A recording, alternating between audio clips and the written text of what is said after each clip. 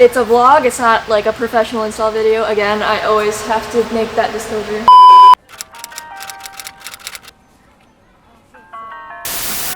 Hello and welcome back to whatever it is I do here. This is episode number 3 of the Airlift series, and I couldn't be more excited because today we're actually going to be getting more into the physical aspect of things.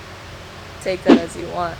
Just kidding, don't. We're going to be taking out the shocks and struts and also running the airline. So everything, if you remember in the last episode, electrical wise, is all wired in. Today's Friday. We're trying to get this done by EOD Sunday. First things first, we got to get this up on jack stands.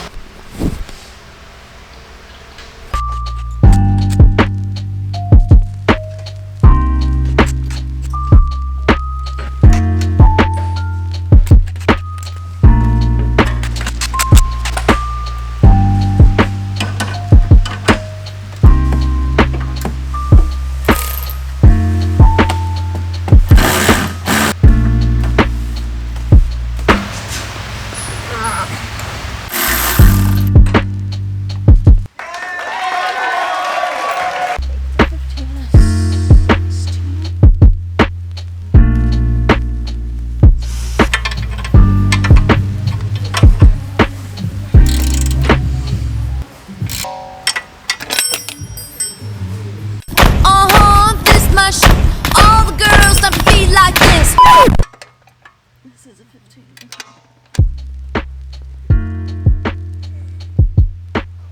It's been a long time. Yes, ma'am. A lot of water under the bridge. Why do I feel like watching 8 Mile right now? I don't know. Just getting like a mood to watch movies sometimes. Like a certain movie, you're like, damn, I'm in the mood for that. Like that's a Well, you have been 8 Mile kind of night. You have been listening to Eminem this weekend. A lot, yeah, actually, that would make sense. Palms are sweaty, man. My palms. Arms are heavy. Yeah. Oh, yeah. This one's a banger. Alright, and we're starting the voiceover portion of this video. A lot of this video will be voiced over, just to FYI. And as you can see, I just took the ball joint nuts off and dropped the lower control arms on both sides. We are also installing my sway bar. So if you remember my sway bar video, you'll see all that new hardware there to drop the subframe and then retorque those down. We are going to do the sway bar. If you previously watched that video, that install, you remember that I got the wrong size bushings. So I grabbed the box that had all my parts in it, and then all the bolts were new, and then the bushings, I thought they were the new ones, but they're actually the old bushings. I don't know why I never even threw those away. So the new bushings are actually at my house, which is 30 minutes away. And I'm gonna go pick them up now. I'm so frustrated because we were right at the point of putting everything back together and just getting that done so we can get straight to the suspension, and then that f***ing happens. I gotta go get the bushings, and that's just kind of a little update. Okay, until we get back. 1 hour later. Alright, I am back and also filled with Culver's. If you know what Culver's is, I'm sorry, you're missing out. It's a Wisconsin delicacy that's also in some select states in the United States. Anyways, go out and try it. We're gonna say those. We have the right ones. Thank God. So I'm gonna put these bushings on, and then I'm going to take the stock sway bar off, put it aside, and we're gonna reassemble the subframe. Obviously, you guys don't need to see any of that. This doesn't have any affiliation with airlift suspension. If you want to go look at my sway bar video, click it here. Otherwise, I'll get back to you when the fun shenanigans begin. The next day. Hello, it is day 2 of the install on episode, well, technically episode 3, but the second episode of install. It's Sunday. I'm trying to get everything done by the end of the day today. Hopefully, if everything goes well and smoothly, that can happen. If not, then we'll see, right? I'm pretty sure it cut out on Friday. We finished the sway bar. Subframe's bolted up, everything's torqued down, ready to go. So basically we're gonna start digging into the actual process of why we're here in this video today, which is installing the airlift suspension. My mom's gonna be like commenting, "Don't talk with your mouth full." I'll be like, "It's fine." One of the steps that's already done, which is you're probably gonna have a different scenario if you have the stock links, is the sway bar. I have those aftermarkets if you ever saw that video. And I installed those, so initially that's the first thing you're gonna have to take off, but you're probably gonna need like a triple square bit type scenario.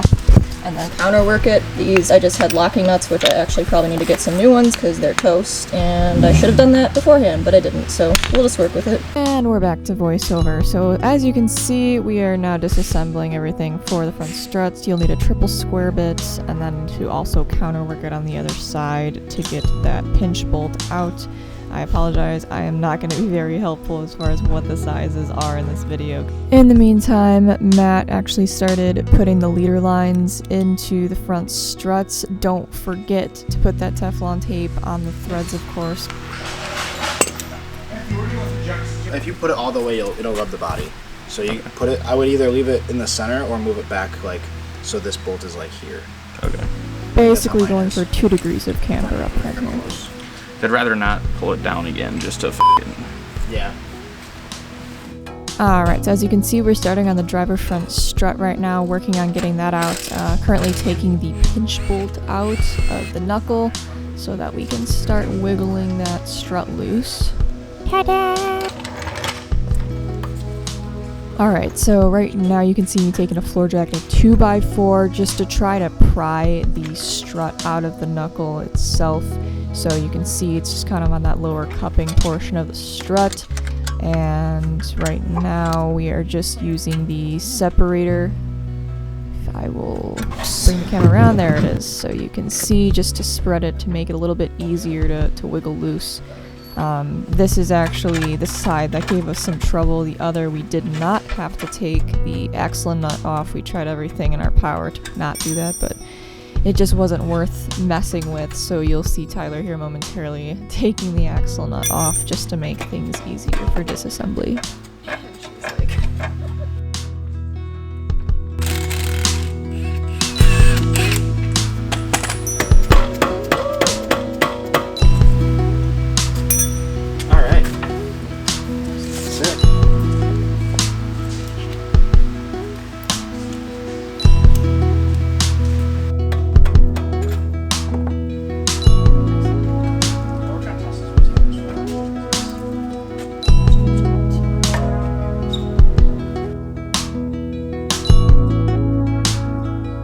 So finally you get to see the new strut we put in, and right now we are just lining it up so it can stay snug where it's supposed to.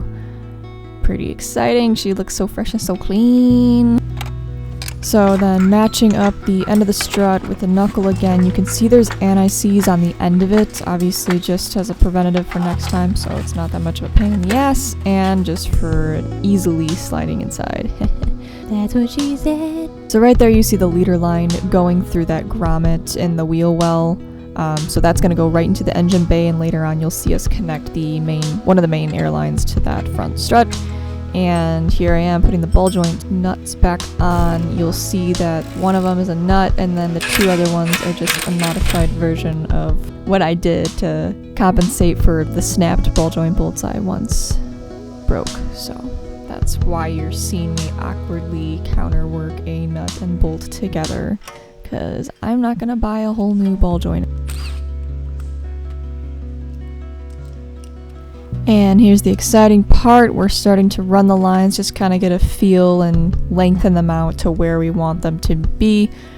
So there are going to be those 2 underbody panels that are held up with a bunch of 10mm bolts, and then also just on the front there's, I think that's a T25 or T20, but you have to drop those, and that's kind of where we're going to lead the lines and then later on install those panels back on.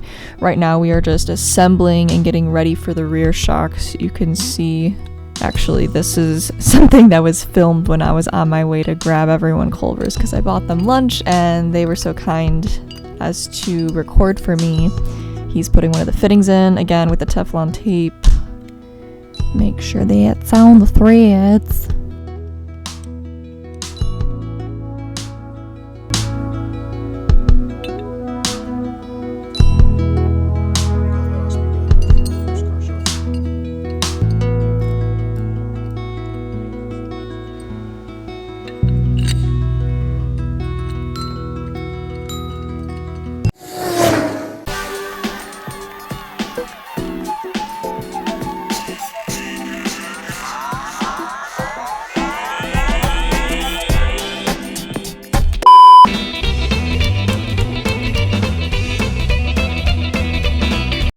for the rears, yeah.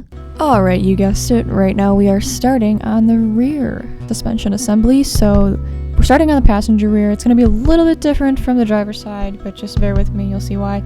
So right now I'm taking both of the bolts out that are in the lower control arm so I can take out the strut.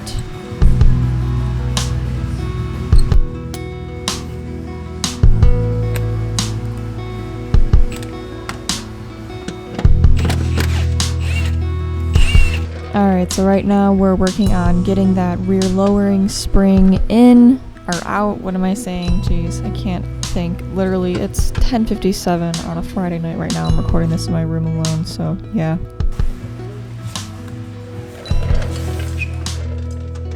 Alright, so right now we are taking off the top portion of the strut, so we're just taking off the mounts. So this is what I was talking about, how it's going to be a little bit different. You just have to move the evap canister aside. I don't know why I was struggling with this. Watch Tyler come in and just unhook it in 3 seconds. Wow. Incredible. And I was messing with it for like a minute. Anyways. People be wild and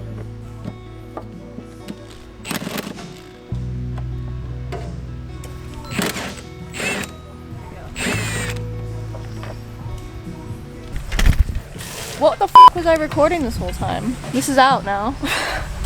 Were you not recording? I was like zoomed up right here. Fantastic.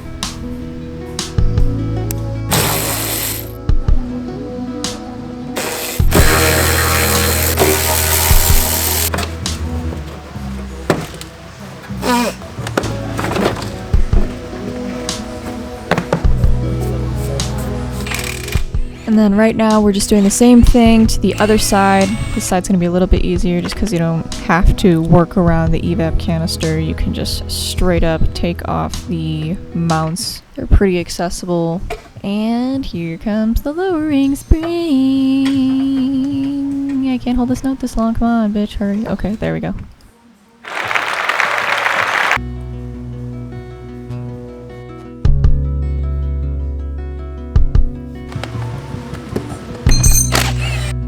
Alright, and just as I said, right now we're taking the strut out on the other side, being the driver's side. There she goes, and voila, motherfucker. Alright, and now we finally get to put in the rear airbags as well. Look at those puppies. Oh my gosh, they're gorgeous. So bottom's supposed to look like that, and you screw that in. We're just not going to tighten everything quite yet. Also, you are going to have to take the mounts off the stock struts and then transfer them over to the ones provided to you by Airlift, which is a pretty easy task to do, just an easy swap, but just remember that you're not gonna want to throw those away in your scrap bin quite yet.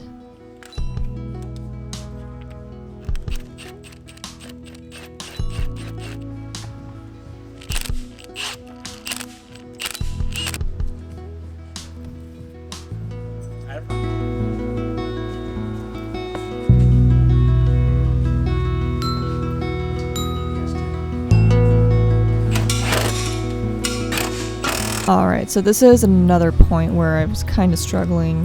You can see the bottom of the new strut. Trying to fit that into the lower control arm is kind of a pain in the wiener.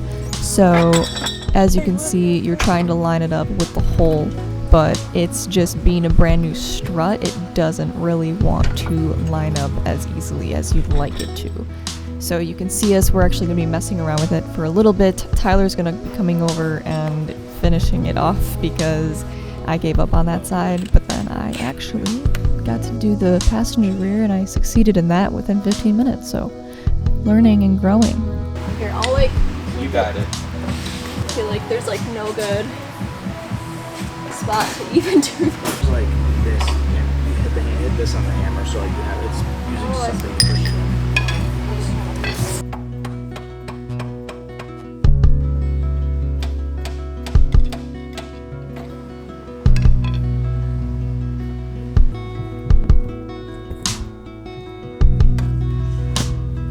So here I just wanted to go over how I kind of overcame the challenge of getting that in between the control arms. So I actually took, I'm sure you can take like a punch, but I took a flathead screwdriver and wedged it in between and then just hit it with the hammer multiple times, and once it started to show up in the hole, I basically used that screwdriver to pry it into place.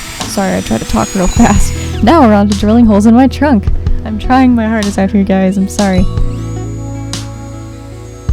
Alright, so on to the next phase. Obviously, we are drilling directly into the bumper. We did not see any grommets in the rear wheel wells at all, so this is kind of our last resort.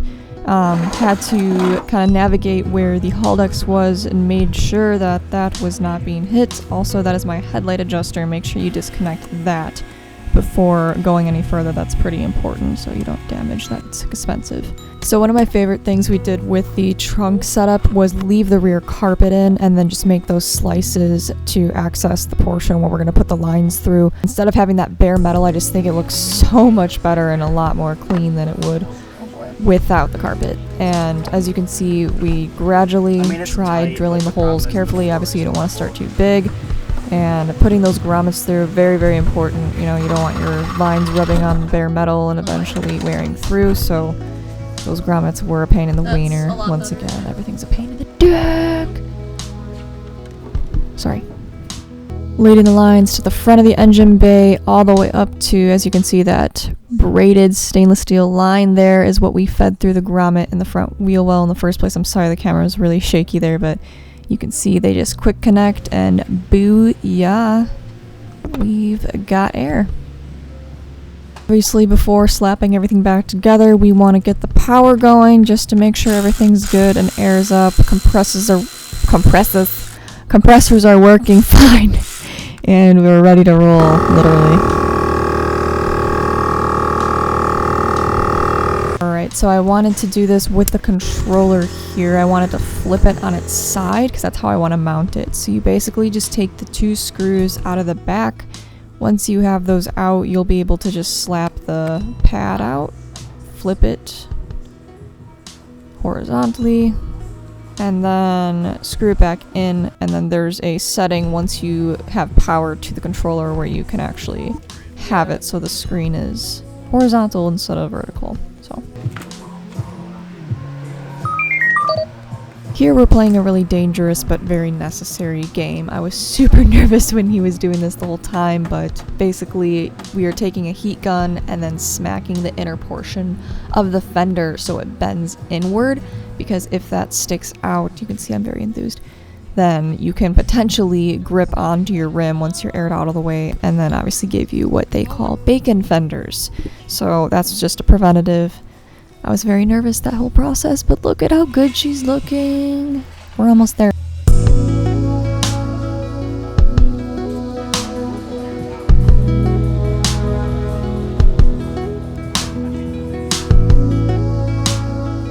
Me being overly dramatic.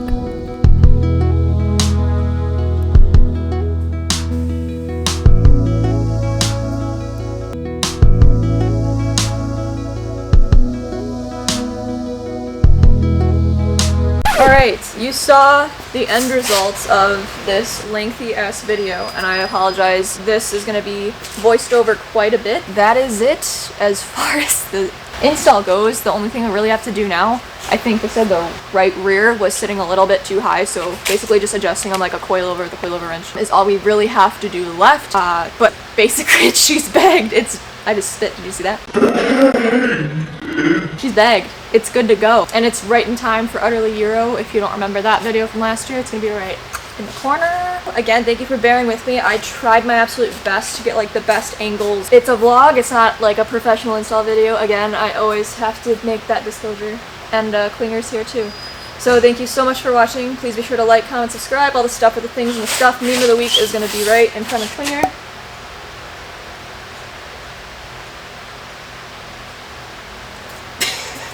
And that's it. Thank you so much for watching. Bye!